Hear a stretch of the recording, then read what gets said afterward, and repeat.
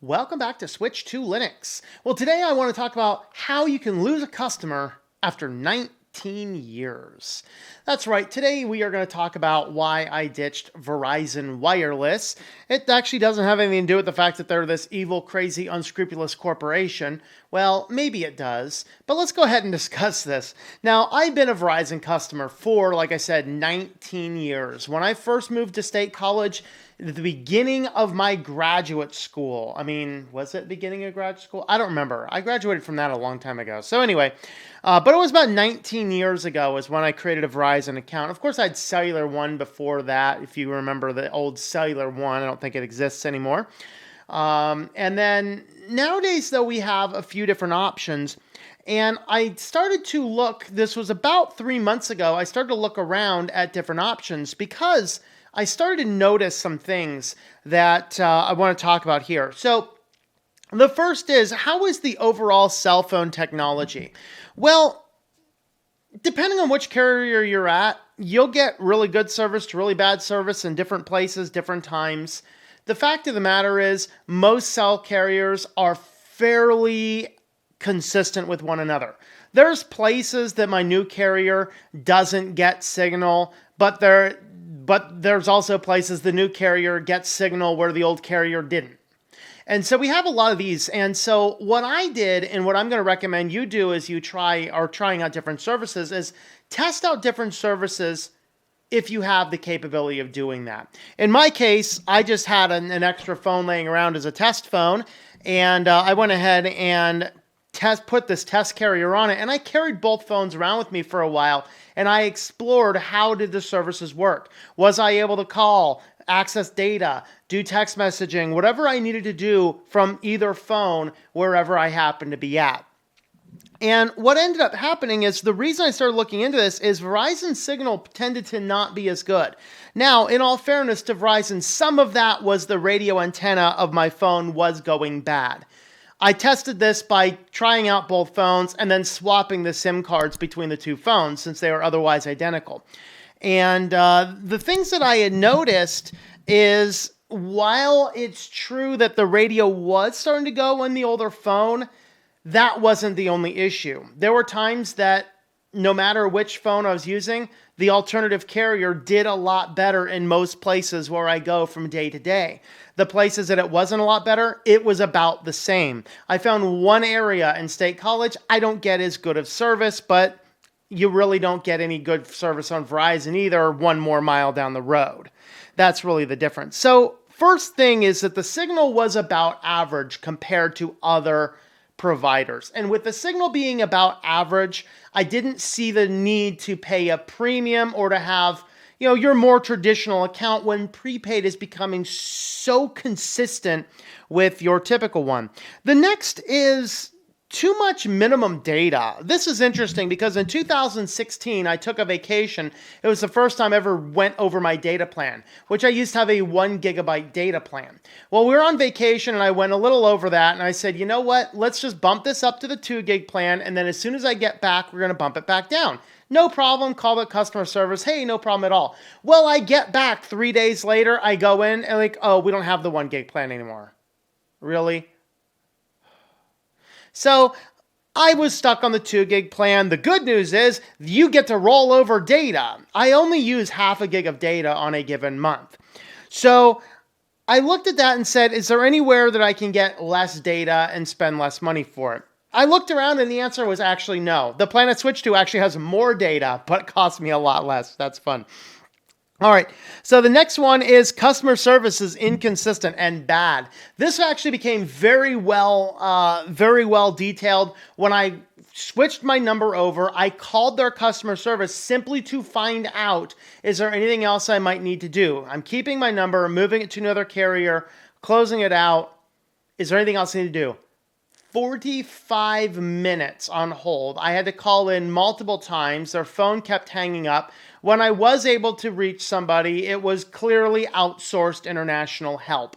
Verizon in the past has had the greatest customer service. I always was talking to people that I understood well. I could tell they were from my local area. In fact, I had a neighbor who was a Verizon customer service agent. Of course, what ended up happening is in the last year or two, they cut their hours back from 24/7 down to a certain period of time, and then they outsourced most of their customer service.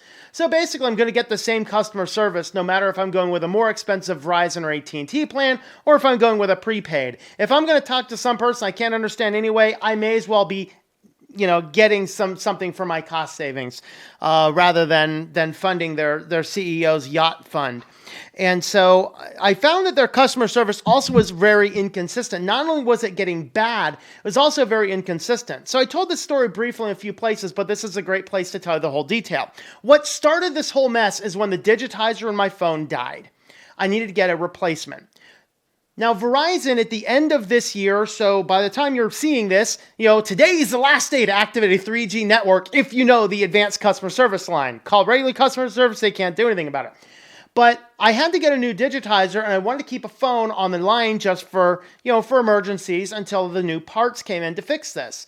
Well, the customer service is like, you can't activate that 3G phone on the network anymore. Really? I take it down to the corporate store. We're not talking a contract store. We're talking a corporate store.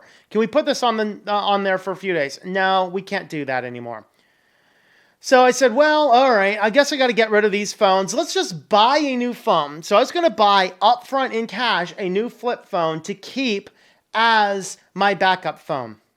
Not only would I have to pay full cash price on this, they also wanted to charge me a $40 upgrade fee to take the smartphone off of my plan and put the dumb phone on my plan after I paid full cash for it. While my online portal, every single time I log into it, gives me annoying pop-ups about using my upgrade. Interesting. And I walked out of the store that day. I was like, you know what? I'll pay $100 for the new phone. $100 plus a $40 activation just for a temporary phone that I'm going to put the smartphone back in 3 days when I get the parts? No. And I said, you know what? I'm just going to go to Walmart and get a burner phone to have a phone for emergencies for the next couple of days. So I leave. I think about it like, you know what? I don't really want to go to Walmart and get a burner phone for the next couple of days. So let's just go back to my office. If I need a phone to call somebody, hey, I got Google Voice numbers with my business. They work just fine plugging in a microphone to the computer. Why not? Let's just go ahead and do that. I get back and get an interesting email. Now, I thought this is because Verizon wanted to try and save me 8% off my bill by giving me a company account attached to my LLC, but they didn't want to do that because they needed more information, whatever. I said, you know what? You've already wasted an hour of my time. I'm not really interested in that. Let's just not worry about it. I thought the email was relating that, but it gave me the phone number for the advanced customer service line. The phone number for the advanced customer service line, which is not public, will get you to somebody who actually can waive those upgrade fees, activate a 3G phone, and actually gets you to a human being in less than 45 minutes. In fact, it takes like 2. But it's a phone number that nobody has. So I'm not sure what these people are doing. They're just sitting here going, yeah, I guess everything's just all fine. The customer service doesn't even know this other advanced customer service actually exists. All right. It's kind of comical. And so I was getting very inconsistent information, inconsistent results. And so I call them up and, oh, no, we can activate that phone for you. So I almost just paid $100 plus a $40 upgrade fee for something that I didn't have to do because you can still upgrade my phone. Well, why don't you inform the rest of Verizon about this and maybe we'll actually have good customer service again.